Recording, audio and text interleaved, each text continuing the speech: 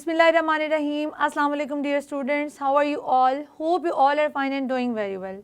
Today we are going to discuss data organization and data analysis. आज की class में हम डिस्कस करने जा रहे हैं डेटा ऑर्गेनाइजेशन को और डेटा एनालिसिस को. It is very important step for any experiment. ये किसी भी एक्सपेरिमेंट का बहुत इंपॉर्टेंट जो पार्ट है, क्योंकि डेटा ऑर्गेनाइजेशन को और डेटा एनालिसिस को किसी भी रिज़ल्ट बनाने के लिए बहुत ज़्यादा अहमियत हासिल है. तो सबसे पहले बात करते हैं डेटा की. डेटा होता क्या है? Data can be defined as the information such as name, dates और values that are made from observation and experimentation. Data में क्या होता है? इसमें नेम्स आ जाते हैं, डेट्स आती हैं और वैल्यूज़ जो आप कलेक्ट करते हैं अपनी ऑब्जर्वेशन से, अपना एक्सपेरिमेंट कंडक्ट करके जो भी आप गैदर करते हो तो उसको हम डेटा कहते हैं.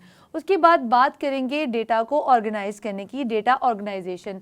Prior to conduct an experiment, to formulate and to test hypothesis, it is very important for the scientist to collect and organize data. Scientist के लिए ये बात बहुत इंपॉर्टेंट है कि वो डाटा कैसे कलेक्ट करेगा, उसको किस तरह से ऑर्गेनाइज करेगा. किसी भी जो एक्सपेरिमेंट को कंडक्ट करने से पहले किसी भी साइंटिस्ट के लिए ये बात ज़रूरी है, किसी बायोलॉजिस्ट के लिए ये बात ज़रूरी है, जो पर्सन वो एक्सपेरिमेंट कंडक्ट कर रहा है उसके लिए ये बात बहुत ज़रूरी है कि वो डिस्क्राइब करे डेटा कलेक्शन मेथड को, कि वो डेटा किस तरह से कलेक्ट कर रहा है, कौन कौन से तरीके जो हैं उसने यूज़ किए हैं उस डेटा को कलेक्ट करने के लिए. ठीक है. उसके बाद बात आती है डेटा ऑर्गेनाइज करने की. तो हम डेटा को मुख्तलिफ वेज़ में ऑर्गेनाइज करते हैं. हम उसको टेबल की फॉर्म में ऑर्गेनाइज कर सकते हैं, फ्लो चार्ट्स की फॉर्म में, मैप्स की फॉर्म में, ग्राफ्स होते हैं उनकी फॉर्म में और डायग्राम्स की फॉर्म में. ठीक है. ये 5 वेज़ हैं डेटा को ऑर्गेनाइज करने की. इसको स्टैटिस्टिकल वेज़ कहते हैं टू ऑर्गेनाइज डेटा. बात करेंगे डेटा एनालिसिस की. डेटा एनालिसिस कैसे किया जाता है? डेटा एनालिसिस के लिए यूज़ किया जाता है रेशो एंड प्रोपोर्शन को. इन दोनों को हम स्टैटिस्टिकल मेथड भी कहते हैं. Ratio and proportion are also called statistical method. ठीक है. अब इसके बाद बात करेंगे रेशो की और उसके बाद फिर हम बात करेंगे प्रोपोर्शन की. प्रोपोर्शन कैसे जो है उसको एक्सप्रेस किया जाता है. Ratio between 2 numbers can be express in term of colon. जो रेशो होती है किसी भी 2 नंबर में उसको हम कोलोन की फॉर्म में या फिर डिवीजन के साइन से एक्सप्रेस किया जाता है. जैसे कि हम लिख सकते हैं कि ratio between 2 numbers like A and B, इसको हम क्वोशंट भी कहते हैं. ठीक है. इसको एक्सप्रेस किया जाता है ए क्वोशंट बी. ठीक है. It means A ratio B. इसको हम ऐसे भी लिख सकते हैं ए रेशो बी या फिर ए डिवाइडेड बाय बी. ठीक है. तो ये सारे वेज हैं रेशो को बताने के लिए. उसके बाद बात करेंगे प्रोपोर्शन की. प्रोपोर्शन क्या होता है?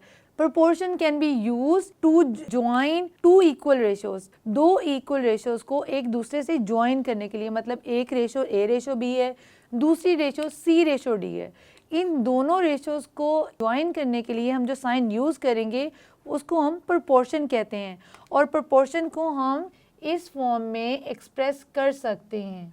तो proportion between 4 numbers can be express like, अगर आप 2 numbers like a ratio b and c ratio d, ये हमारे पास 2 रेशोज़ हैं, इनको ज्वाइन करने के लिए हम प्रोपोर्शन यूज़ करेंगे. अब उस प्रोपोर्शन को हम एक्सप्रेस कैसे करेंगे वो मैं आपको बताऊँगी. प्रोपोर्शन के लिए हम साइन यूज़ कर सकते हैं ये वाला. सो the ratio between 4 numbers like A ratio B proportion C ratio D, इस फॉर्म में हम इसको लिख सकते हैं. ये इसका मैथमेटिकल एक्सप्रेशन है. ठीक है. A रेशो B ये एक रेशो है, अब ये वाली एक रेशो है.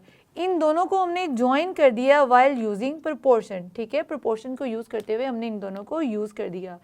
अब इन चीज़ों को मैथमेटिकल वे में शो करने के लिए हम एक एक्सपेरिमेंट करेंगे जिसमें साइंटिस्ट थे, उन्होंने एक्सपेरिमेंट किया. उसमें उन्होंने 100 स्पैरोज़ को लिया. ठीक है. उन 100 स्पैरोज़ को बाइट करवाया इन्फेक्टेड मॉस्किटो से. तो उन्होंने कहा कि we need to find the number of sparrows.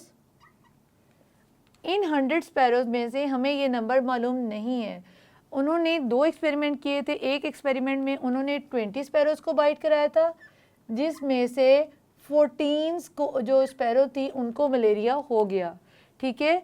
और दूसरे एक्सपेरिमेंट में उन्होंने 100 स्पैरोज़ को जो है वो मॉस्किटो से बाइट करवाया, लेकिन उन्हें नंबर मालूम नहीं था कि कितनी स्पैरोज़ के अंदर जो है प्लाज्मोडियम गया, कितनी स्पैरोज़ इन्फेक्ट हुई। तो इस जो रेशो को हम फाइंड कर सकते हैं किसी भी मैथमेटिकल एक्सप्रेशन में। अगर आपको 3 वैल्यूज़ मालूम हो तो आप 4th वन जो है वो फाइंड कर सकते हैं, ठीक है। जैसे अगर हम इसको एक्सप्रेस करेंगे तो हमारी बन जाती है x/100। जो प्रोपोर्शन हो है इसके लिए हम इक्वालिटी का साइन यूज़ करते हैं, ठीक है, ये वाला या इक्वालिटी का। सो प्रोपोर्शन को हम इक्वालिटी के साइन से भी शो कर सकते हैं, ठीक है, लेकिन हम यहाँ पे लिखने जा रहे हैं A/B लाइक x/100 प्रोपोर्शन 14/20। तो मैंने जैसे कि आपको बताया कि अगर हमें किसी भी प्रोपोर्शन में 3 वैल्यूज़ जो हैं वो मालूम हो तो 4th वैल्यू जो है वो हम फाइंड कर सकते हैं। हम इसको ऐसे भी लिख सकते हैं x/100 इज़ इक्वल टू 14/20, ठीक है। ये इसका एक और मैथमेटिकल एक्सप्रेशन है। हम इसको ऐसे भी लिख सकते हैं, क्रॉस मल्टीप्लिकेशन करेंगे यहाँ पे x into 20 is equal to 14 into 100, ठीक है। तो अब हम इसको ऐसे भी लिख सकते हैं x is equal to 100/20 into 14। अगर आप इसको सिंप्लीफाई करेंगे तो हमारे पास जो है वो आंसर आएगा 70, ठीक है। अगर हम इसको सिंप्लीफाई करेंगे 25 टाइम्स जो है वो 100 होता है, 5 को 14 से मल्टीप्लाई करेंगे तो हमारा आंसर जो है वो 70 आ जाएगा। तो it means that 70 sparrow out of 100 got malaria, ठीक है, जो कि हमें मालूम नहीं था, ठीक है। यहाँ से हमें ये वैल्यू हमने फाइंड कर ली x की। 17 out of 100 sparrows got malaria when they are allowed to bite by the mosquito। तो इस एक्सपेरिमेंट से हमने ये बात साबित की कि किसी भी बायोलॉजिकल मेथड को जो है वो यूज़ करने के लिए या किसी भी एक्सपेरिमेंट को कंडक्ट करने के लिए मैथमेटिकल जो वेज़ हैं उनका यूज़ होना कितना ज़्यादा इम्पॉर्टेंट है, ठीक है, या मैथ्स जो है वो किस तरह से रिलेट करता है बायोलॉजी के साथ। इसके बाद बात करते हैं हम स्टैटिस्टिक्स की, ठीक है। स्टैटिस्टिक्स क्या होता है? ये सारा का सारा जो हमने मैथमेटिकल एक्सप्रेशन दी है वो सारा का सारा स्टैटिस्टिक्स में आता है, ठीक है। किसी भी बायोलॉजिकल मेथड को यूज़ करने के लिए स्टैटिस्टिक्स का ही इस्तेमाल किया जाता है। अब ये होता क्या है?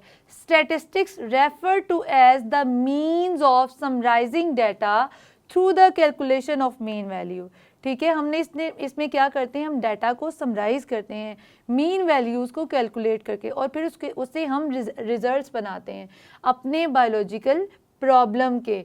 अपने बायोलॉजिकल मेथड को यूज़ करते हुए हम जितना भी डाटा कलेक्ट करते हैं उसकी हम मीन वैल्यूज़ निकालते हैं, उसको समराइज़ करते हैं, ठीक है, और उसको कैलकुलेट करते हैं और हम रिज़ल्ट्स को एक्सप्रेस करते हैं बाय यूजिंग स्टैटिस्टिक्स, ठीक है। अब आ जाते हैं बायो इन्फॉर्मेटिक्स पे। बायो इन्फॉर्मेटिक्स क्या होता है? ये बहुत इंपॉर्टेंट डेफिनेशन है, आपके क्वेश्चंस में, आपके शॉर्ट क्वेश्चंस में आपसे पूछी जा सकती है। So bioinformatics is the branch of biology that refer to computational and statistical techniques for analysis of statistical data. मतलब बायो इन्फॉर्मेटिक्स में आप क्या करते हो? आप कंप्यूटर को यूज़ करते हो, आप स्टैटिस्टिकल टेक्निक्स यूज़ करते हो, लाइक आप ग्राफ यूज़ करते हो, मीन वैल्यू मॉड वैल्यूज़ निकालते हो और उनसे रिज़ल्ट जो है वो निकालते हो। मतलब इन सारी टेक्निक्स को यूज़ करते हुए, कंप्यूटेशनल मीन कंप्यूटर को यूज़ करते हुए आप वो भी यूज़ कर सकते हो और स्टैटिस्टिक्स को भी यूज़ कर सकते हो, और अपने डाटा को ऑर्गेनाइज करके उनको एनालिसिस करके जो है वो रिज़ल्ट्स फाइंड आउट करते हो। तो ये सारा का सारा आप किस में करते हो? बायो इन्फॉर्मेटिक्स में। बायोइन्फॉर्मेटिक्स हमें जीन स्टडी के लिए भी जो है वो वहाँ पे यूज़ की जाती है। प्रोटीन स्ट्रक्चर को जो है स्टडी करने के लिए भी बायोइन्फॉर्मेटिक्स को यूज़ किया जाता है। They are very very important. इनकी डेफिनेशन को आपने अच्छे तरीके से मेमोराइज़ करने हैं। तो मैं मिल दूँगी अपनी नेक्स्ट क्लास में एक नए लेसन के साथ। तब तक के लिए अल्लाह हाफ़िज़।